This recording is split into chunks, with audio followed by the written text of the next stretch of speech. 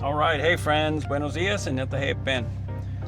So again, video number 2 that we're making here of Orale Disney. That's my new YouTube channel dedicated to Disney tips and tricks, vacations, pictures, maybe even an occasional live stream if I can get enough subscribers.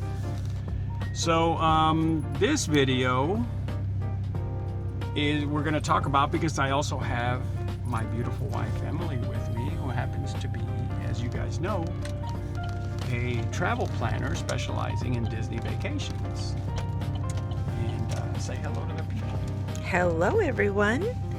Hopefully in this video, you're watching this video, I'm going to have my husband pop up my business card. It'll have my QR code and also some amazing videos and different shots that we have from the Walt Disney World parks. Yeah. So keep watching the video so you can see some of those. And if you want to know all about some of the amazing opportunities that you can take advantage of at Walt Disney World, I'm going to let him take over. Yeah. And how can people get a hold of you? They can comment down here below on the video. They can also find me on Facebook at If You Can Dream It Emily with If You Can Dream It Travel. Instagram, Emily with If You Can Dream It Travel. Yeah. So, all right, today's topic, we are going to be talking about resorts. So, you have 3 different types of levels of resorts, correct? Yes, there's deluxe, moderate, and value. Tell us about that. There are over 25 resorts at the Walt Disney World resorts in Florida, and there are only 3 over in Disneyland. We're just going to talk about Disney World for right now, because that alone, Disney World alone, is a mouthful. And then I don't know if we'll switch gears. Will we talk about Disneyland resorts too? Let's just stick with Disney World. So for this video, we're going to stick with just Disney World. So there are over 25 resorts. There are several value resorts. There are a few moderate, and then there are several deluxe resorts at Walt Disney World. And you can get, you can choose based on your budget, right? And then your family. If you have a larger family, you could possibly book a villa, a 1-bedroom villa with a full kitchen, suites, and also location is very important when you're booking these resorts too, and what type of transportation you're interested in having, the convenience to the parks, things like that. So several things that we can talk about when it comes to the resorts. What do you think we should talk about first? We want to do budget, transportation, or amenities? I think the people will kind of get the picture here. So guys, basically your value resort is going to be your lesser expensive resort, but you still have incredible amenities. I mean, really, really nice swimming pools and all that, you know. It's just going to be on the lesser side of you know, luxury. The moderate is going to be the next level, right? Mm-hmm. So the moderate is like the mid-tier. That one, of course, a little bit more money than your value, and but you're going to get more nice things. Probably, you know, it's probably going to be stuff that you're really not going to notice. The one thing, if I had to kind of say was different, or that, you know, you paid for a little bit more, was the size of the swimming pools. You tell me if I'm wrong, but the swimming pools were just, as you went up in price or level, the swimming pools were just super nice. But they all are, you know what I mean? You're not going to have a bad time at any one of them. And then, of course, the top tier is going to be your deluxe.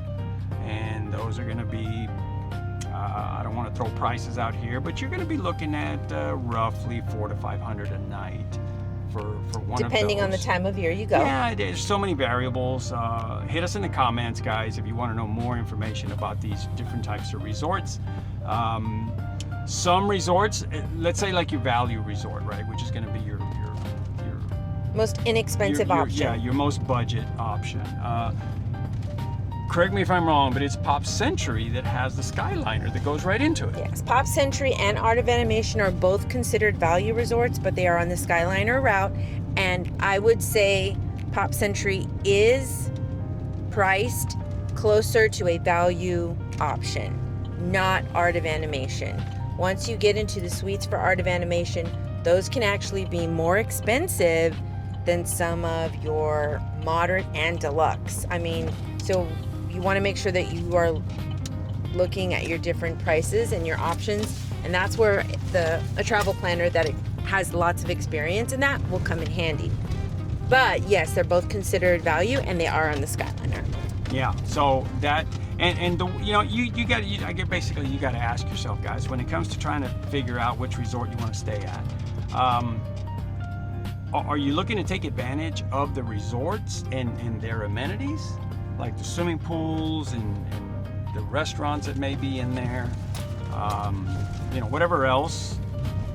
That's another thing that, what separates the value from the moderate when it comes to pools is slides. Moderate, you're going to have slides at the moderate, you won't at the value. That's another point also, are the restaurants. At the value, you're going to have more of a court food court style, versus the moderate, you'll have the food court plus you'll have a sit down like at Caribbean Beach. Yeah, but you have to ask yourself, and this is the way I look at it. Now again, this is just my 2 cents, guys, and I'm gonna wrap up the video with this. When you're planning your trip to Disney, do you want to, because if you're going to be paying $400 or $500 a night, I'm going to want to take advantage of those amenities. I'm going to want to see everything that resort has to offer. But at the same time, you're going to have to say, well, then if I'm going to do that, I'm not going to spend a whole lot of time at the parks, where nope, my number one reason for going is to go to the parks. So I'm not really too concerned about how nice the room is or any of that. That's just me.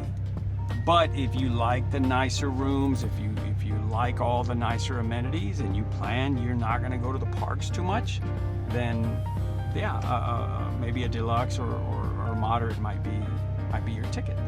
That's just the way I look at it. I don't know about you. I do think if you want a little more of a luxurious stay, moderate might be an option. If you say, hey, I don't want to pay that $600 a night, I want to stay at the $350, $400 range with a discount.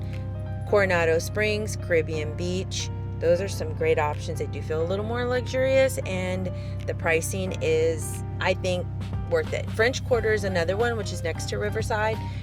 The reason I love that one so much is because it is smaller and it does have a great pool area. It's great for families with little kids. I'm going to tell you what, the nicest swimming pool that I saw, correct me if I'm wrong, was the one where we bought that Dole Whip.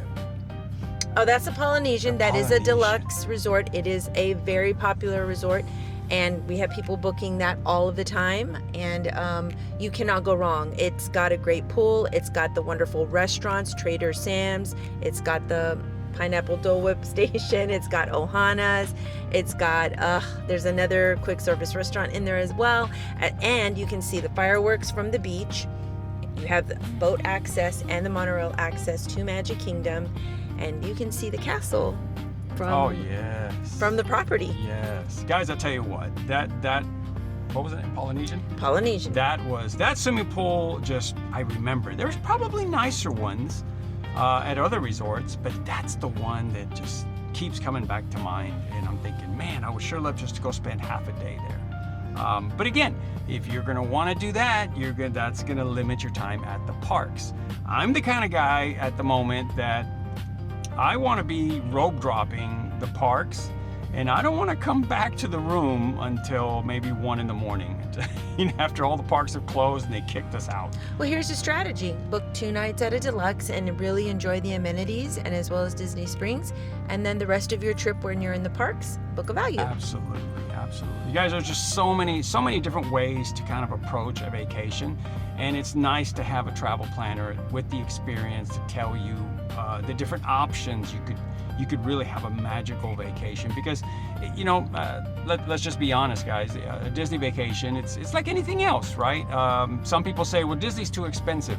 I don't think so, guys. You know, you go to any music concert nowadays, you're going to spend a small fortune. You go to an NFL football game or a Major League Baseball game, and you stop and think about it. And here's the way I break it down. I'm going to end it with this. I know I said I was going to end it earlier, but some people say, well, it's too expensive, and you jump in anytime you want. But let's just say on average you pay $125 for a daily pass or a daily ticket to, let's say, Magic Kingdom, right?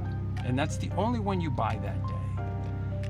That $125 is going to be about the same price as a mid-level seat at a Major League Baseball game. I am gonna hop in. Disney Magic Kingdom it's about $199. You can get it a little bit less than that depending on the time of year you go. Okay, yeah. But so let's just say $200, right? But guys, they're open from like 8 in the morning to like midnight. You get parades, you get rides, food, fireworks, and you get it for at least 12 to 13 hours, if not more. Absolutely. All day. Minimum of 12 hours. Whereas, I don't know what that would be if you break it down by the hour, but if you go to a Major League Baseball game, you're looking at about a 4-hour little adventure. Same thing with NBA, same thing with football. Forget it. You know, I love my Dallas Cowboys, but man, guys, I got to take out a small loan just to go and see them at their park, you know, at their stadium. It's just way too much. You know, if you compare the value between a Disney park ticket and anything else, you're looking at 3 to 4 hours versus Disney's 14 or 15 hours. So even if you take $200, divide that by 12 hours, it's $16 an hour. I mean, wow. You can't beat that, guys. You can't beat that with the rides and everything. You can at least get one ride per hour. Oh, yeah. With the exception of a couple that are a little bit longer waits than that. And how many parks total? There's 4 parks, and Magic Kingdom is the one that's priced the highest, so the other ones are way less than that. And, I mean, there's just... Yeah. You can't beat it, guys. You got Animal Kingdom, you got Epcot, Magic Kingdom, and Hollywood Studios. Which Hollywood would rival my #1 Magic Kingdom park because that one has all the cool stuff. So, all right, guys, there it is. I know I said I wanted to keep it to 10 minutes. We're pushing 12 now. So, you guys, thank you for sticking around. If you don't mind, please click on that like button, and if you would really help us by clicking on the subscribe, and we will keep it all Disney, and we can answer any questions. You know, Emily is always here to answer questions, and send us a message, let us know, and give us some ideas of what maybe you want us to talk about in the next video. All right, well, thanks. Thank you. Don't forget, the link is in the description. Yep. And leave us a comment. All right, guys. Y'all be good. Thanks for sticking around. We'll see you on the next one.